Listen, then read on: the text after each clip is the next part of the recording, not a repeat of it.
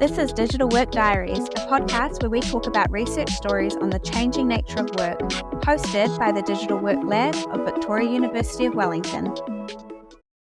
Hi, Bayu.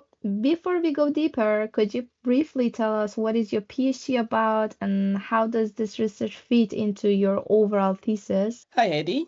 Yes, so briefly, the main objective of my thesis is to explore the role of feasibility in hybrid work. So, in one of my earlier papers, we conceptualized feasibility as observation of workers and their work, both physically and virtually. And this research connects to that idea by investigating how feasibility is modified through graphical representation of workers, such as avatars, which make them observable in digital spaces. No. And what inspired you to focus on this specific topic? Were there a particular problem or gap in the field that you wanted to address?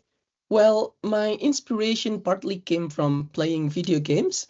So, in many of those games, we could observe how avatars play a central role. They represent us in the digital environment.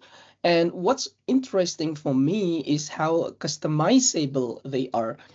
But in contrast, the use of avatars in work is still uncommon, even though some technologies like video conferencing platforms, like the one we are using right now, support them.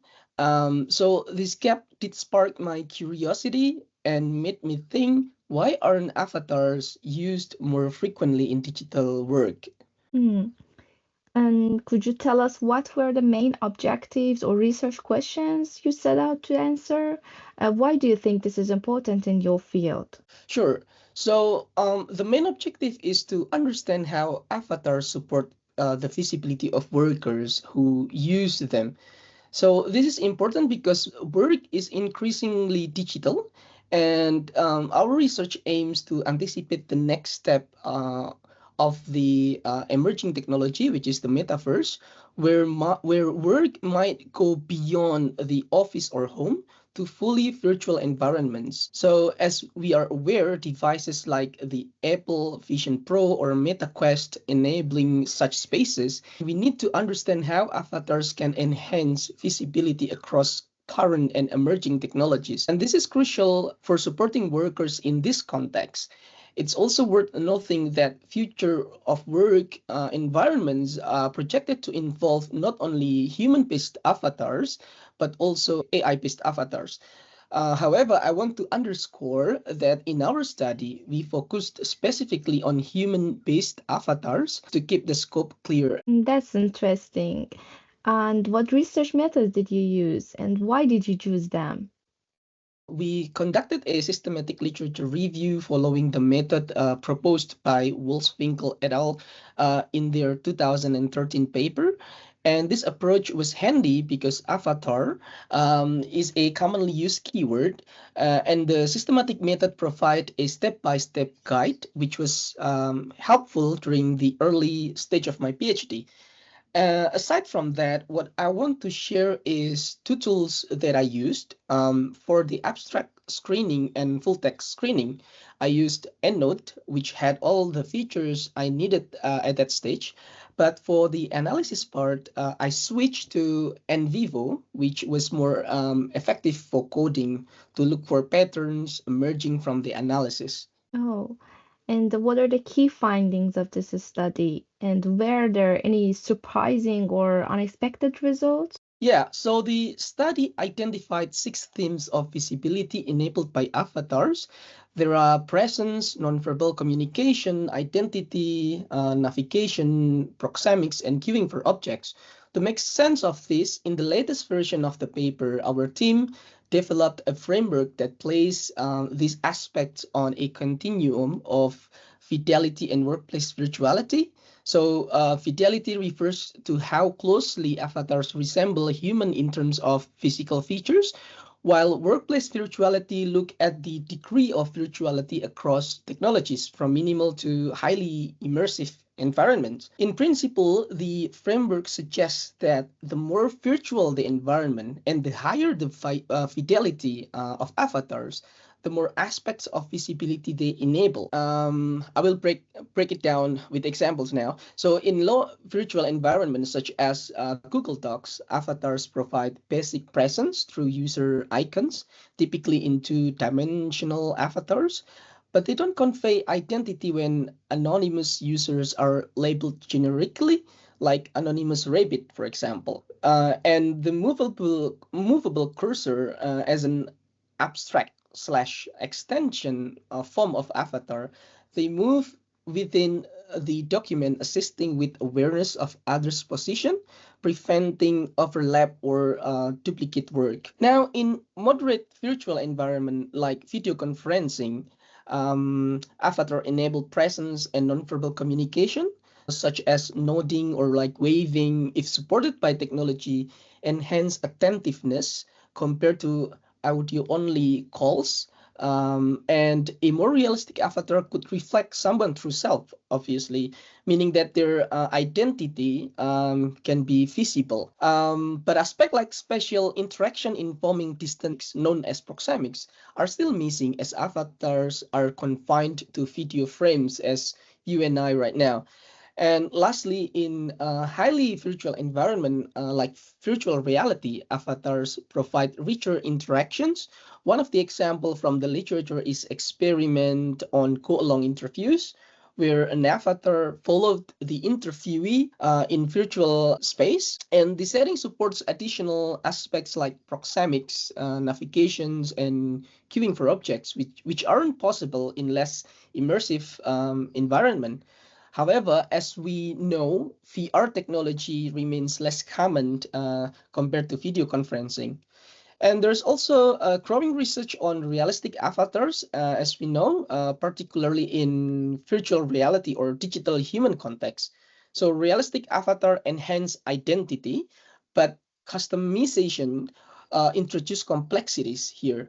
Employees might use avatars in one of three ways. That's what I found from the literature. First of all, is to reflect their true identity or to enhance their persona or to create a false persona as an alter ego for anonymity. And this is what I find interesting, how realistic avatars still don't guarantee knowledge of the person through identity behind them. Wow. And how do you think these findings inform your field or industry? Right. Are there any practical applications for your research, and what limitations would you like to share? So practice-wise, the study shows that using avatars in work setting is feasible because current technologies already support them. However, their use, perhaps in the future, requires regulation because different roles within organization have different interaction needs. Some require internal collaboration with colleagues, while others engage externally with clients. And this tied back to trust, which is mediated by the use of avatars. So, from further engagement with literature, we found two types of trust linked to avatars. First one is swift trust, and the second one is knowledge based trust. So, swift trust is basically needed when people don't know each other. So, in such cases, appearing as human or human like or true self avatar can help build credibility. On the other hand, knowledge based trust develops when people already know each other. So it would allow them using customized or playful avatars, which can even add fun element to interaction. And that said, once technology enables common and a more advanced use of avatars, it might require governance and verification systems to link a person's professional identity to their avatar. Because without such safeguard, there's a risk of misuse, such as identity theft. So someone could steal an avatar and use it fraudulently, while voice recognition in video conferencing can often confirm identity, like if you are appearing as avatar right now, I can still tell that the person behind it is Hedi because I know your voice. But then with the rise of AI tools like voice changers, for example, presents new challenges. So this study calls developers of technology as well as organizations to be aware of and anticipate such issue. Great. So the question here is, what did you personally learn through this research process? And were there any major challenges or a turning point in the study? One key thing that I learned was how to balance the breadth and depth of my research. So my thesis broadly explores the role of visibility in hybrid work, but narrowing the focus to digital work and investigating avatars as an IT artifact taught me how to construct a study that is specific enough during my PhD program. In this case, it helped me, hopefully, us to better understand why avatars remain uncommon in work contexts. Looking back, our team struggled to conceptualize how the six themes we identified related to visibility. But after deliberating, we decided to frame them as aspects of visibility enabled by avatars. And we're quite happy with that framing. And the last tricky question, if you could go back and do something differently in your research, what would it be? So if I could go back, I would explore the agency behind avatars more deeply by comparing human-based and AI-based avatars. We did consider adding another round of data collection and analyzing literature on AI-based avatars to see how they differ from human-based ones in terms of visibility and potentially also trust, but the paper is already quite lengthy. So we decided to postpone this for future research and only used AI-based avatars as a backdrop. Yeah, Thank you so much, Bayo. Thank you. thanks for having me. Thanks for listening to this Digital Work Diaries podcast. We'd love to hear your feedback and questions. Drop us a comment below, and we look forward to catching you next time.